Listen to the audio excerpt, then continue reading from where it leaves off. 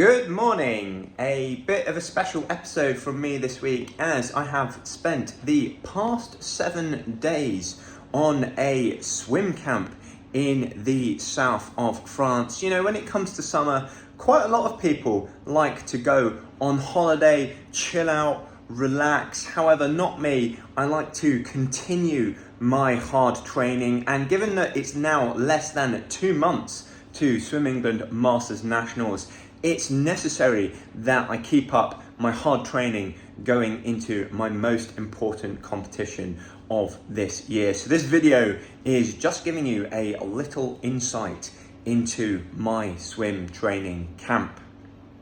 If you would give this video a like, I would very much appreciate it. Remember to follow and subscribe for more swimming content, but otherwise, without any further ado, let's dive right into what happened on this week's swim camp.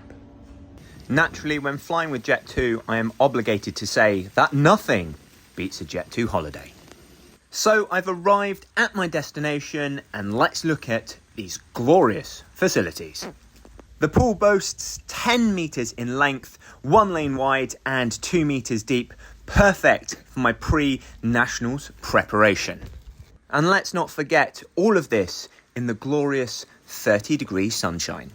And of course, a nice little chill out facility to recover in between sessions. But anyway, let's get back to what you all came here for, the swimming. Starting with how I prepare myself for a hard training session.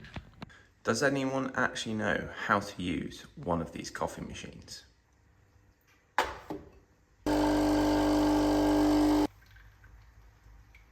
But we got there in the end.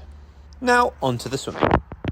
All jokes aside, if you're like me and get a little bit twitchy about doing absolutely zero swim training whilst on holiday, then it's best to make use of the facilities that you do have. And naturally, whilst in this pool, I was never going to get any serious yardage done. What it is good for is turn practice as well as underwater practice.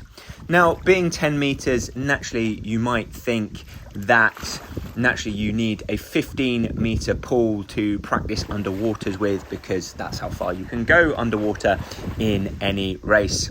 However, because my underwaters aren't exactly as good as Gretchen Walsh's, 10 metres is more than enough for me, which is typically where I come to surface anyway. On the tumble turn front, it's good as well because it just means that you can just keep practicing tumble turns over and over again in quick succession without having to do much mileage in between. And because this pool wasn't particularly deep, I think it was about 1.5 metres, it made it quite hard to do tumble turns.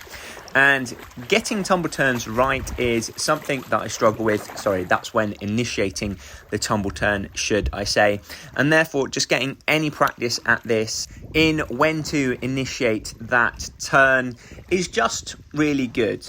Finally, although it seems as though training in this pool might be a bit of a waste of time, even if you just do a little bit, it means that you can just keep that feel for the water and keep things ticking over for when you get into the pool in that next training session. Therefore, if you're on holiday, whilst it might seem really difficult to get some decent training in, I would really highly recommend you make the most of what facilities you have.